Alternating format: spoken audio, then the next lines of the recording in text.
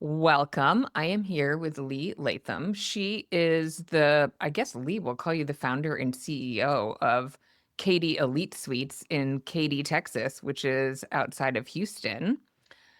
I'm so glad to hear your story today because we've done some work together, but we haven't really gotten to hang out. I would love to hear your story. I think you have a bookkeeping business, which should make you busy right now.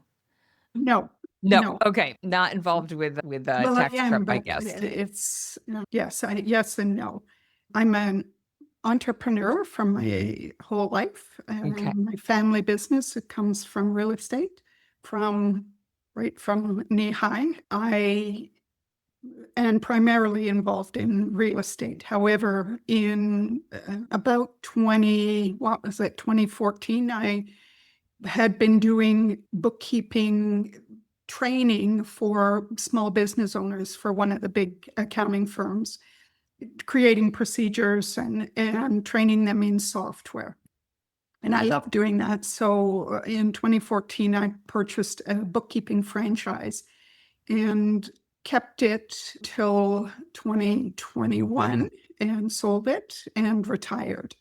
Yeah, I'm putting retired in quotes because now I know what you're what you're up to now.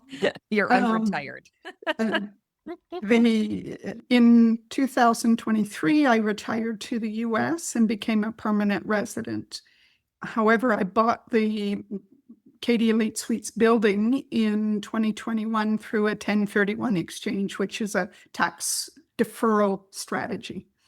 I knew when I bought the building that Katy Elite Suites was not profitable, in fact, was severely underwater. And so I went into buying that building knowing that I would probably end up taking over that business. I did also very smartly at that time require the prior owner who operated Katy Lake Suites to put up a humongous year's worth of rent as a security deposit. Very, very smart on my part, because when he operated slowly, losing ground until 2024. And when I gave him a final demand notice and was prepared to take it over, I had spent the last couple of years traveling around in my RV. So I had an RV that I could go to Katy and live in while I was in Katy, because I live in San Antonio. So that's exactly what I did. I moved my RV to Katy and moved in and took over the executive suites. That security deposit funded operations until I became profitable. And there's about $90,000 left in that security deposit, which is just a really nice cushion. Anyways, the prior owner had been operating Katy Elite Suites up until I took over. He referred me to Regis and introduced me to Regis. Regis was very eager, despite having already got a Regis facility within a mile and a half of Katy Elite Suites. They were very interested in taking over the property. So I went through that with them. That's the main thing. There's a couple of things about me. I love to learn. I learn new things all the time. This morning, I went for my walk. I walk every day, and I went for my walk and listened to tips and tricks on Claude. So I'm forever, I just love to learn new things. And I'm also very good at technology and software, which is because I have been training people in software for so many years. So in retirement, my goals are travel and learning new things. Okay, I love it. And learning new things keeps us young and happy.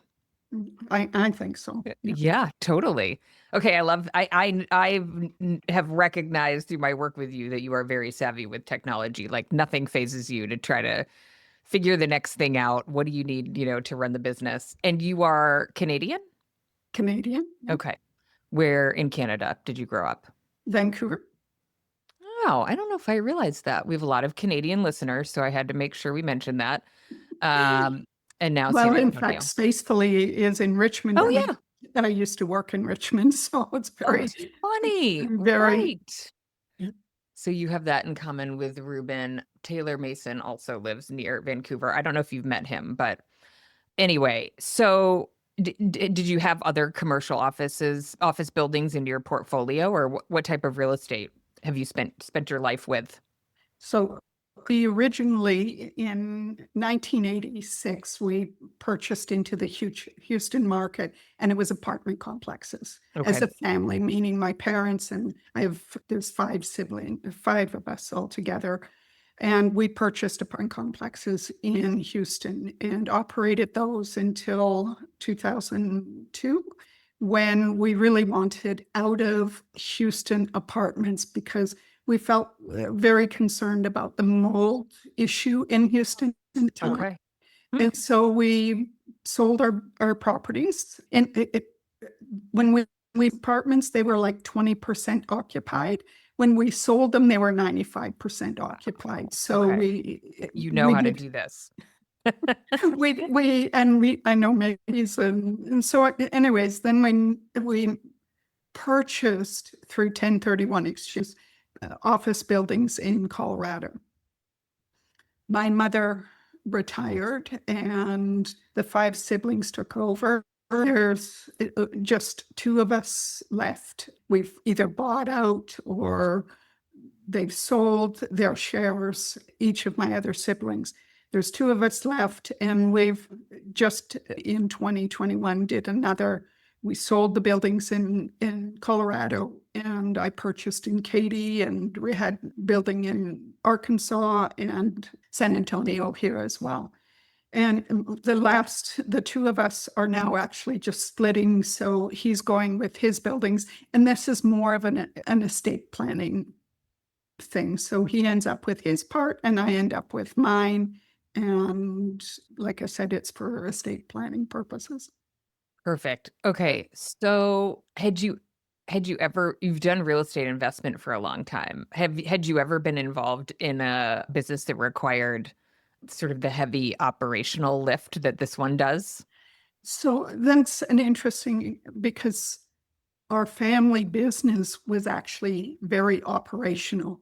Even though we did real estate, we were hands-on operators. We never hired outside management. We always managed ourselves and was very involved in the day-to-day operations. So we even in the last building we had in Denver, we had taken a few suites and turned them into little executive, very small little executive suites. So I was not afraid whatsoever to take this on at all because I knew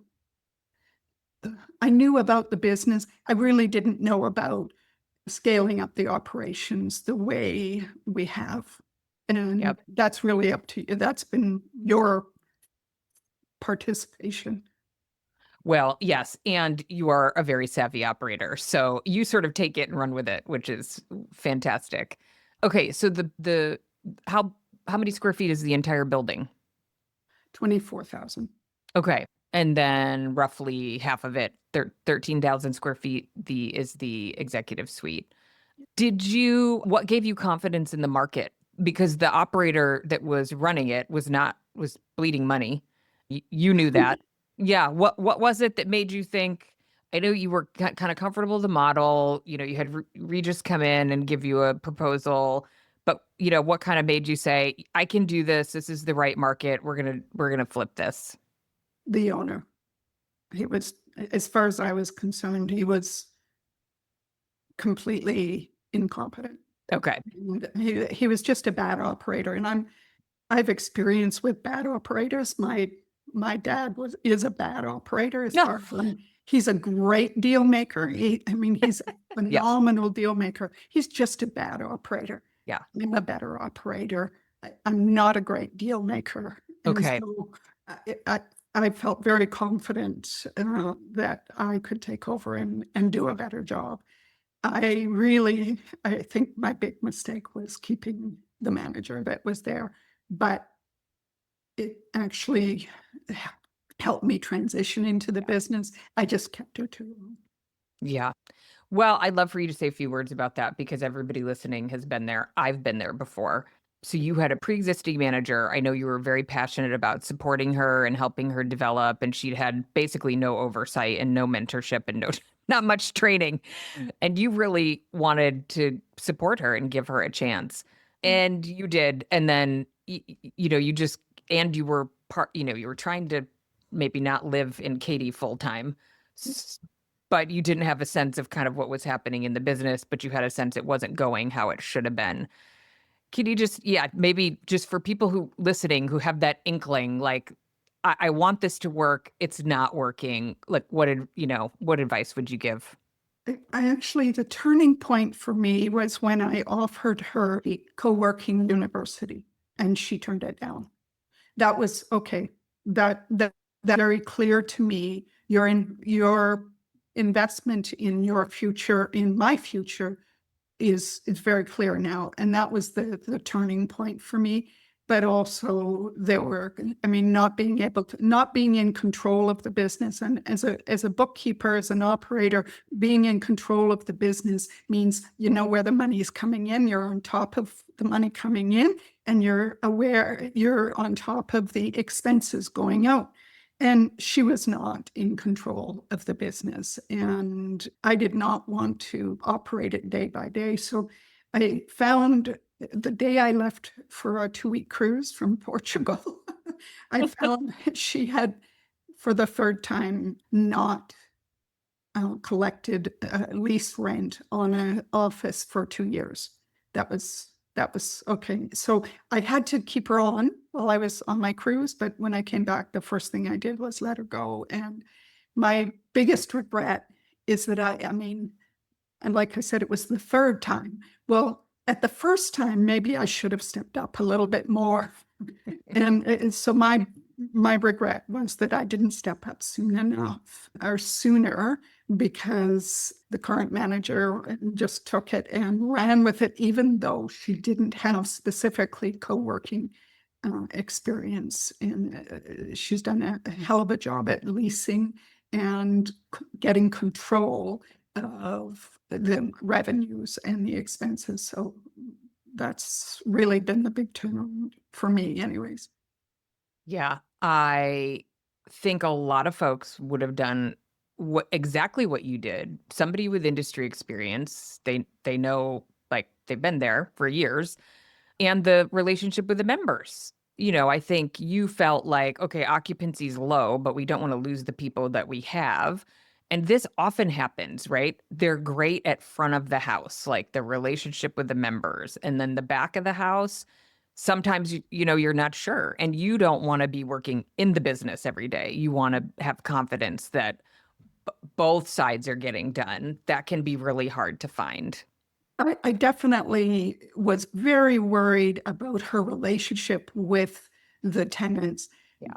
In the end, though, in hindsight, while it looked like her relationship with the tenants was good, a few comments that I've had is that she was never there. Well, and if I wasn't there on, right on top of it, then how would I know she was never there? And so I think being afraid of relationships with the members held me back. And Yeah. in hindsight, I should have, like I said, done it sooner, because in fact, it wasn't as rosy as it looked.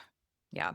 No, it's really common. And I mean, I even see like, oh, all the, not in your case necessarily, but many times the Google reviews will mention, the manager's name, and you get very anxious about like, well, we don't want people to leave if the manager leaves. Well, And no, she had some great reviews on Google right, reviews. So right. again, that was presenting a Yeah, rosy picture yeah, after the fact.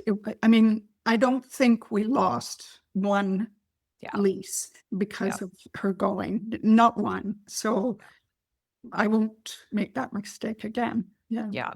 And, I'd also love to share the person you hired had no industry experience, but a lot of transferable skills Yes. and a desire. She was in a role where she was being, she had to have her cell phone on like all the time, and she has kids, and she just kind of didn't want, those demands, but she knows how to use a CRM. I mean, she was, in a role that was pretty transferable running a daycare, right? I mean, which, Relationship wise, yeah, very transferable, yeah, very transferable. She's come a long way in learning executive suites.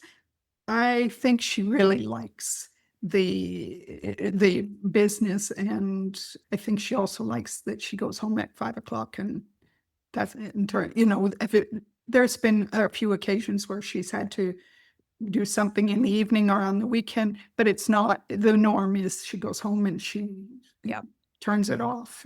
yeah, which is a big advantage in recruiting, I think. Yeah. It just shows you can get really great people. I mean, I, know her, I interact with her. She's in the community manager program, and obviously we've had one-on-one calls, and, I think she's lovely. And to your point, just great attitude, Mhm. willing to learn. Yep. And I also, I'm in your CRM. She does message with clients outside of office hours. Like, it's not like she's like, so she's got that sort of ownership mentality, which has allowed you to stop living in your RV. Yeah. Exactly. So No, yes, and I I'm in just, the process of selling it now. So okay, great. Good. That sounds very final. Well, and also, right. So you feel like you also have all your processes and systems in place at this point. So if Mercedes moved on at some point, you don't need to move back in your RV to Katie. You could train someone, and you have that transparency to be able to manage remotely. yeah. Yeah. And I mean, she immediately wanted to do the university. And so when you have somebody that has their Yeah. buy-in, it just makes it easier for sure. We've Yeah. just now hired an assistant, and she's That's right. Yep. training. And so having that as a backup also, because people's lives happen. She Yeah. has daughters and, sicknesses and things Yeah. like that. So I just, rather than me having to race there, there's a backup there that will be able to cover if there's an issue. Yeah. Yeah, I love that. And you use co-level. Can you talk about, I mean, you made a couple of investment decisions. One was working with me and Nick at the beginning to kind of get your operational systems down and really probably understand the business at a more granular level. And then you put co-level in place, which is kind of an all-in-one system. It gave you primarily a CRM and full transparency into the business. Can you talk about just kind of your mindset around investing in those things, at the beginning when I know you had the security deposit in the background, which is great, but It yeah, really helped. But I had been meeting with Regis, and so my decision was franchise or, operate it by myself. And I didn't really want to operate it by myself, but I wanted the franchise structure, the procedures, the operations in place.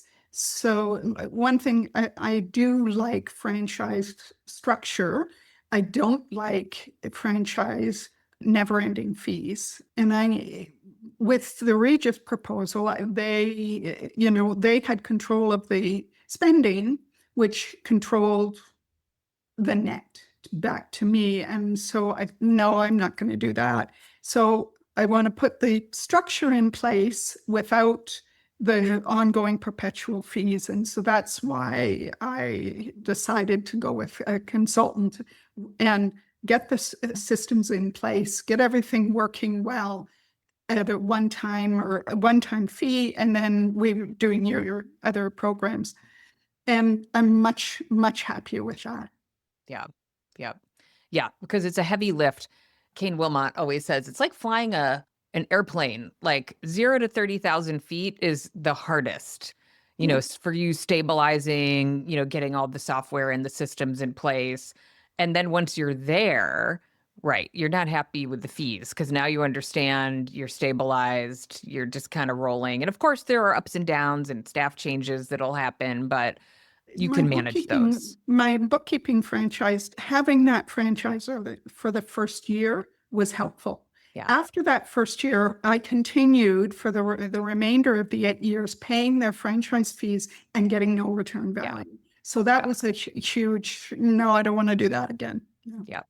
Especially for someone, to your point, you described yourself as a strong operator, like, you're able to figure things out and see what needs to get done, do the branding. I mean, you did pick you chose your colors and, you do the branding, you're updating your website right now, like, you're comfortable doing those things, and yeah. But yes, I no, and I love you kind of sharing a little bit about that because I know there are folks listening who have had those conversations and think about franchise, no franchise and trying to figure that out. So once you kind of changed your team, what are some of the other things you were working on pricing? You onboarded, well, you were, I think you might have been on Office R&D already when we started working together. The previous owner was using it and I just Okay, took it over. took it We over. Yep. reset it up exactly the same. So there wasn't a learning curve there. Yep. But then we took on co-level and redid the website and went from there. Yeah. Yes. I think you had a member who had done your website that was barely functioning. So we got your website up really quickly and now you're doing some updates and making it your own and your mail packages. I think Katie is such an interesting market. I mean, I'm in your CRM so I can see the leads come in. You run Google Ads and you have a high volume of leads. What is your occupancy at today? As of last, we review it every Wednesday on our meeting, and I think she had 5 vacants and 2 coming up in May, June. So we're actually 90 to 95% occupied. Yeah. Yeah. So And I now bet those vacancies are large offices. mostly, Yeah. we just leased the largest office and starting April 15th or something like that. So we're, and I vacated my office. But that's right. I remember that on our last call. That's what we do when someone wants it. So that's a small suite, a small office available. You know what I'm finding is, I mean, even yesterday we had 2 counseling suite leads. Yep. I mean, and I love that. I just think counselors are, for the most part, they sometimes have little kids that are Yeah. screaming, things like that, but mostly they're a great tenant. And so we probably have over a dozen counselors right now. Which is incredible. And we talked about this in one of our last calls because a number of them have full-time suites with you, not. All of them, all Yeah. of them. I have no counselor using the counseling suite at this moment, but we keep it there as a private office or a Yep. counseling suite. Yep. And it's leased actually more as a private office than as a counseling suite. So Okay. Yep. all of our counselors are full-time and that's wonderful. Yeah. And unusual because counselors aren't usually looking for full-time because so many of them don't see patient, necessarily during the day or they kind of want to manage their overhead. And you did some, kind of cosmetic updates to the space. You have some beautiful light. You of course have interior offices like everybody does. Can you talk about like, I mean, I feel like you sort of have this perfect like product market fit. You did not have to spend, $100 a foot updating your space. You've got office suites that are, pretty standard but offer privacy and all office suites. You don't have any, I mean, you have like a dedicated desk room and some meeting rooms, but no co-working, nothing like that. We do offer co-working in our kitchen area. Okay. We bought the high desks and we use them for eating lunch. But if Yep. somebody wants to sit in there and co-work, then we offer that as well. Okay. But that's not a big, Limited. Yeah. yeah, really the dedicated desks. I think we have 6 desks and there are four are occupied. And we're just branding out with this new business identity, which is Right.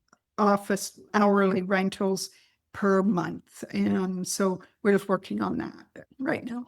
Which is a Right. great next step because at 90+% occupancy, you're just kind of tweaking the space, taking price increases where you can, but you're looking for, okay, what's the, where do we grow our revenue? And that, Yeah. yeah, I Yeah. think is the perfect opportunity. The Tech stack? Sure. Let's talk about your tech stack. So you use Office R&D and you're transitioning into the growth hub. I know I've been nagging Mercedes to fully switch over. She's got her virtual I mail up on appreciate it. that. I I know. appreciate No, it. I nag everybody about it because it's, that's like the project people don't want to do, but it does make a difference in terms of conversion. And then co-level, can you talk about, I assume you log into co-level so that you can get a sense of the health of the business outside of your Wednesday calls.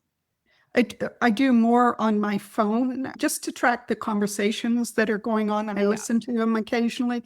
I don't spend a lot of time in there, but I do kind of have a look at the conversations and see what's coming up, what's happening. We have our weekly meeting on Teams and or in person, whichever it happens to be.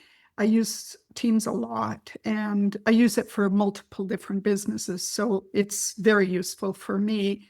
And I use Office on D Co-Level and then QuickBooks, which I've used for 30 years. Right. Yeah. And then our camera access system is, I don't know if I pronounce it correctly, Vigilon Okay. Alta, and that's the cameras and the remote access or the app that allows access into the building. We do not have a way to close off the third floor. We have just the exterior accesses to the building. And I've looked at the thought of closing off the third floor, but I just don't see the value. The tenants that are all on the second floor are long-term tenants, so Yeah. I'm not concerned about security from them. It's, Yep. It's really just the building, getting into the building. And I've been doing upgrades to the building in this time, like resealing windows. And I'm just in the process of, I changed all the parking lights to LED now, now I've done all the hallways. And on the third floor, we'll start doing the offices to LED. And we're actually just in the process of painting the hallways of Katie Elite Suites. So, yeah. Always something on the to-do list, especially when you're the owner. Yeah. Yeah, and I just asked Mercedes about the lock system that you bought for the third floor because it has app access and it's not as expensive as a Keysi or a Brevo. So I have that filed away. Yeah, it's great. It seems to work really well. It also has her thumbprint on the door, so she can just walk up and use her thumbprint or a code or a key, and it also has tags. So, but after somebody books a meeting room, she just emails them their code. So, and she's timed that code to the meeting time with a little bit of leeway. So it works great. Yeah. And for anybody listening, I'll try to remember to put it in the show notes. This is a pretty inexpensive solution that came from Amazon. I think this might be an example of just technology advancement. Like you could not order something like that from Amazon and you had to go with the expensive option. So I love it. Like again, you're comfortable with technology and also just like you're kind of a scrappy owner. You're like, look, I don't need to overspend on things that our members don't need and that create other fixed expenses that, kind of eat into the margin. So I would love to just talk as an owner. I'm guessing some of your thought process when you bought the building was, okay, this operator's not doing a good job, but it's 13,000 square feet. You were kind of familiar with the model, and it probably didn't make sense to spend the TI to turn it into something else and to try to find another tenant. Was that kind of part of your thought process in leaving it as an executive suite or? I would have never spent the money to convert it when when I felt I could operate that. Yeah. I could operate that. So I would have never made that choice. The part, especially over the last couple of years, commercial spaces, most companies have been downsizing their commercial space. So an executive suites to me going from, I would say 5 years ago to, I would say the foreseeable futures, co-working space is going to be a big part of small business. And so, yeah, I have a lot of faith Yeah. in executive suites for the future. My ex-husband managed two commercial buildings in downtown Vancouver, and they had whole floors vacate to smaller spaces. So I did not want to entertain having that much vacant space. Yep. It's an entirely different risk than the operational one. So when you think about your goals for that space, do you have a rent line item? So you're charging the space rent. And are you hoping for a premium to rent, or are you hoping to sort of break even on paying yourself rent, after all expenses? When I took over, I took their lease over. So I was paying their rent, which Okay. was he had inflated the lease when he sold it to me. He inflated the lease so the numbers would look better. Okay. I just renewed that lease with left hand lease Yeah, I was going to say with yourself, right? Yep. to right hand. Hmm. And I dropped the rent $3 a foot, which is huge. I mean, that's Yep. huge. Yeah. But and I did a long-term lease and with proper 3% escalation. So Yep. within 5 years, I'll be back to the same lease rent, but it will allow that business to really gel. And Yeah. so I'm seeing the profits much better at the lower rent rate. It'll also, at the same time last year, I leased the entirety of the second floor. That really made it easier for me to lower the Yep. rent here because I was fully leased on the second floor. So Yep. it just worked out really well, and mortgage company is happy. So that's all that Yeah. counts. So Right, exactly. Yep. And I know from my conversations with Mercedes and how members are tagged in co-level, you will invite your tenants to events sometimes. So you sort of think about them, yeah, to tell, share how you think about your other yeah. tenants. So when Mercedes sends out our monthly newsletter, she sends it to all of the tenants in the building. So there's 6 tenants that are long-term leases on the second floor, and then the executive suites. She sends it to everybody, and the downstairs tenants are very happy to hear about what's going on. They love coming up and being part of the events. Sometimes they're looking for leads, and the tenants upstairs are looking for leads. So it's just it produces a really good vibe at the Yeah. building. And the long-term tenants really like the way I manage, which is pretty tight. I'm a pretty tight manager.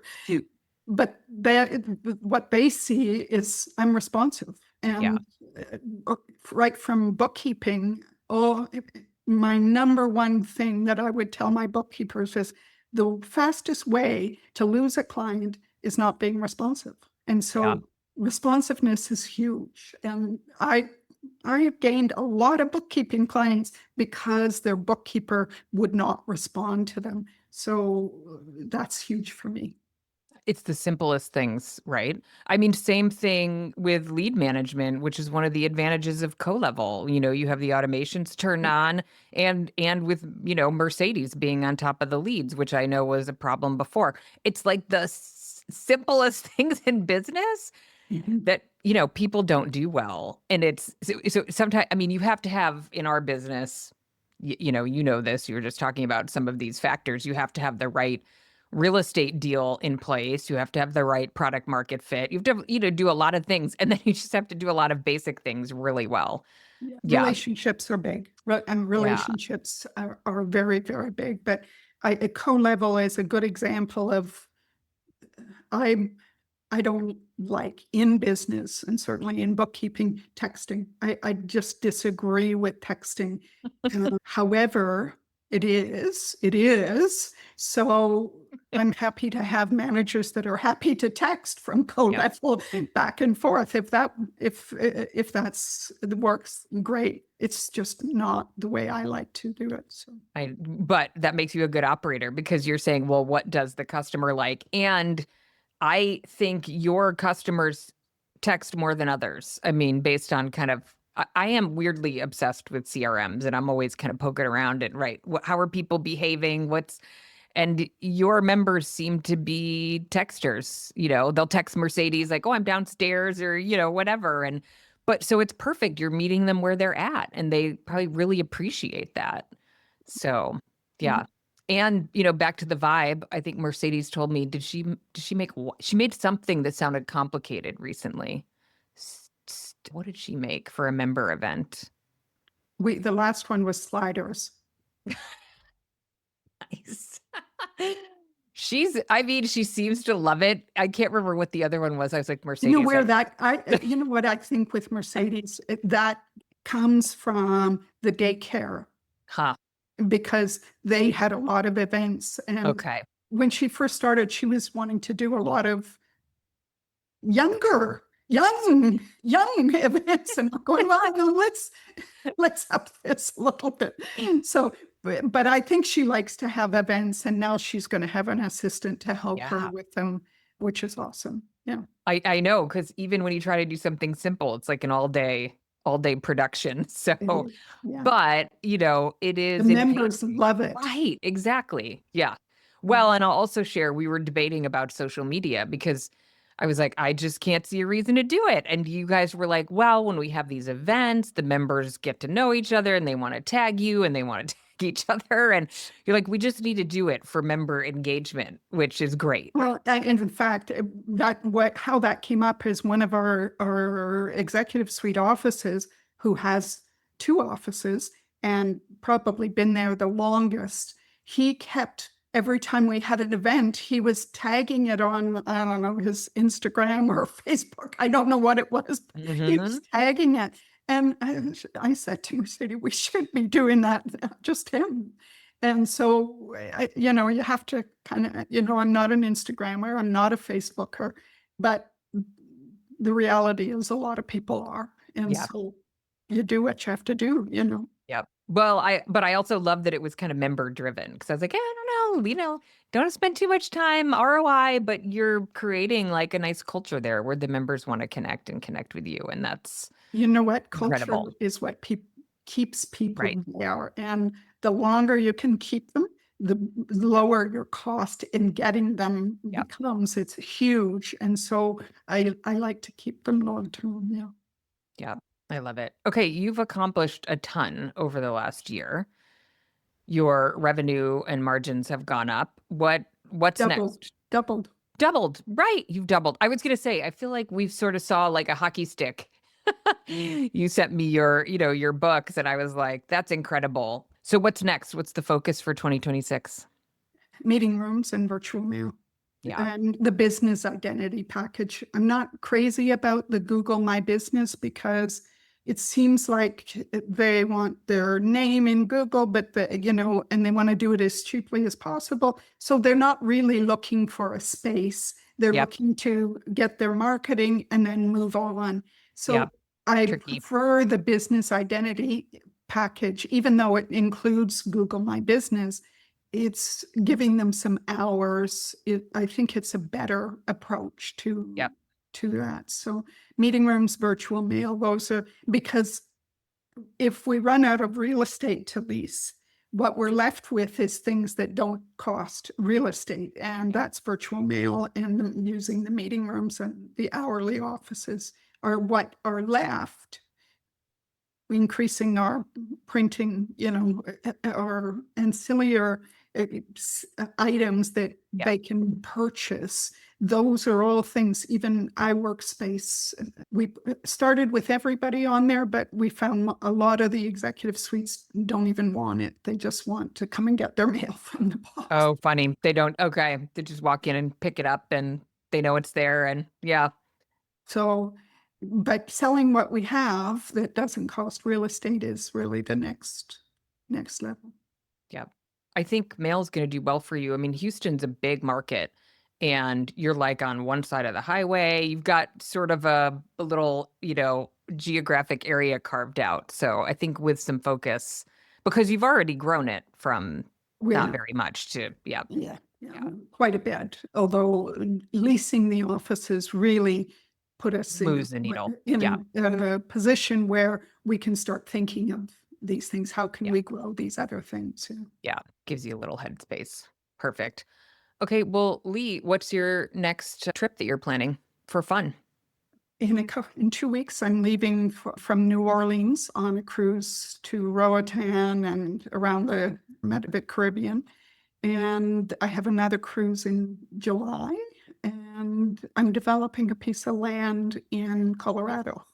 So, Wow. Okay. You're never actually going to fully retire.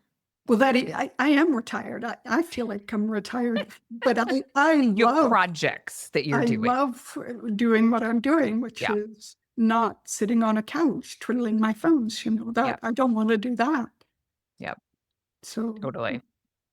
You're my model. I know. I don't right. I think we all wanna well, some people, I guess, wanna actually retire, but I don't. I always wanna have projects. I So, think but the that flexibility. there's people that want to retire and focus on their hobbies, like Yeah. knitting or crocheting or gardening or whatever that is. That's just not me. My mind is my best asset, so that's what I like to Yep. use. Yep. So Totally. even when I'm traveling, I like to go on what do you call it? There's a company called Road Scholar, and you go on a tour with them, and they teach you about the culture and the history. And I just love that kind of travel because Yeah. you're not sitting just on a bus looking at scenery, you're learning. And Yeah. to me, that's everything. Totally. I'll have to look it up. Okay, well, thank you for taking the time to do this, and share your experience and your journey and enjoy your trip coming up. I'm glad that you have the peace of mind to go and not worry. Mercedes will Well, have it covered. I have to say thank you to you for getting us there because it really wouldn't have been without you, it would have been a multi-year issue or project. Takes longer, exactly. We like to help streamline and you get the right people in place, and that makes all the difference. Yeah.